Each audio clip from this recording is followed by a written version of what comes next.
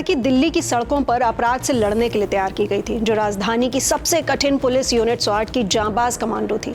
वो अपने ही घर की दहलीज के अंदर हार गई। ये कहानी है 27 साल की काजल की, जिसकी बहादुरी के किस्से पूरे गांव में मशहूर थे, लेकिन उसका अंत इतना खौफनाक होगा ये किसी ने नहीं सोचा था। एक वर्दीधारी कमांडो, एक 4 महीने की गर्भवती महिला और एक उम्मीदों से भरी जिंदगी, सब कुछ दहेज और घरेलू हिंसा की भेंट चढ़ गया। आज हम बात कर रहे हैं दिल्ली पुलिस की स्वाट कमांडो काजल की हत्या की, उस दिल दहला देने वाले मामले की जिसने पूरे देश को सन्न कर दिया है। सोनीपत के गनौर की रहने वाली काजल एक साधारण लड़की नहीं थी। 2022 में दिल्ली पुलिस में भर्ती होने के बाद अपनी काबिलियत और अनुशासन के दम पर उसने स्पेशल सेल की स्वाट यूनिट में जगह बनाई। वर्दी उसके लिए सिर्फ एक नौकरी नहीं बल्कि उसका गौरव थी।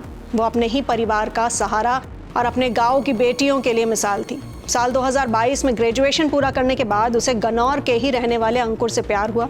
दोनों के परिवारों की रजामंदी से नवंबर 2023 में धूमधाम से इनकी शादी हुई। अंकुर खुद रक्षा मंत्रालय में क्लर्क था। बाहर से देखने पर यह खुशहाल और शिक्षित जोड़ा लगता था, लेकिन इस लव मैरिज के पीछे एक खौफनाक हकीकत छिपी थी। दुख की बात यह है कि शादी के महज 15 दिन बाद ही काजल के अरमान टूटने लगे। काजल के भाई निखिल और उसकी मां के मुताबिक ससुराल पक्ष ने गाड़ी और पैसों की मांग शुरू कर दी।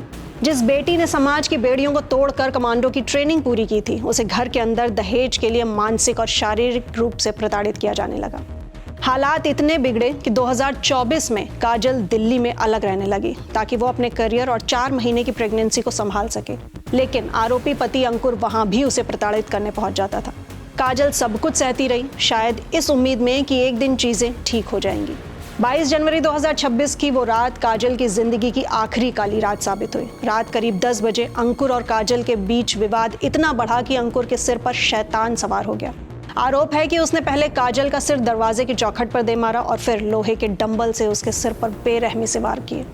काजल के भाई निखिल ने बताया कि उसे काजल का फोन आया था जिसमें उसकी चीखें सुनाई दे रही थी, लेकिन 5 मिनट बाद ही अंकुर का फोन आया जिसने बताया कि काजल मर गई है। काजल को लहूलुहान हालत में अस्पताल ले जाया गया, जहां डॉक्टरों ने उसे ब्रेन डेड घोषित कर दिया।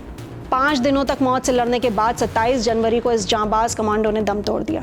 इस हमले में सिर्फ काजल की जान नहीं गई बल्कि उसके कोख में पल रहे 4 महीने के मासूम की भी मौत हो गई। एक साथ 2 कत्ल।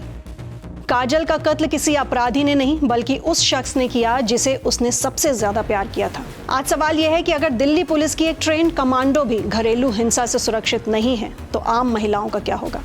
दहेज की आग और कितनी जिंदगियां निकलेगी? काजल के परिवार को अब सिर्फ इंसाफ का इंतजार है। ये मामला हमें याद दिलाता है कि शिक्षा और सरकारी नौकरी के बावजूद समाज की कुछ कुरीतियां आज भी हमारे बीच कैंसर की तरह फैली हुई हैं। हमें न केवल काजल को याद रखना है बल्कि घरेलू हिंसा के खिलाफ अपनी आवाज को भी बुलंद करना है।